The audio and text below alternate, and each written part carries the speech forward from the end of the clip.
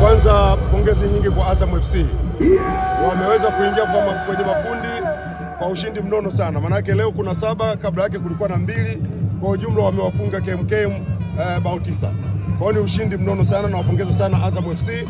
Lakini kwangu mimi muhimu zaidi ni ubora wa timu ambayo inakwenda kutuwakilisha kwenye mashindano kwenye hatua inayofuata.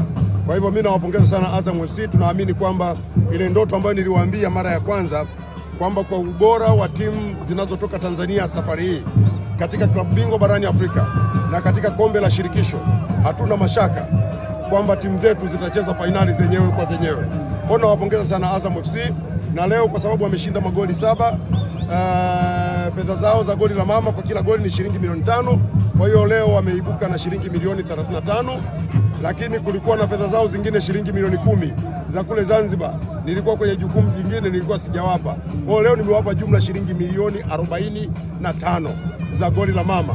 Mheshimiwa Rais amefurahi sana, anawapongeza Azam FC, anawatakia kila la heri katika hatua inayofuata. Amefurahi kwa kiwango chao, anaamini kwamba timu yoyote itakayokuja barani Afrika mbele ya Azam tunayo timu nzuri ya kutuwakilisha. Lakini zaidi ya hapo, anaomba wachezaji waendelee na moto ule ule. Wajue kwamba wanacheza kwa ajili ya timu yao, wanacheza kwa ajili ya Tanzania, wanapeperusha bendera ya taifa la Tanzania. Kwa hiyo waendelee kupambana na yeye ataendelea kuwaunga mkono. Na wakifika robo finali, goli la mama linatoka milioni 5 linakwenda milioni 10. Nusu finali milioni 20.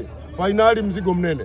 Kwa namna ambavyo unaona timu zetu 4 zinavyotuwakilisha vizuri, unaona kuna deni kubwa katika sekta ya michezo hasa kuendelea kutazama mpira wa miguu?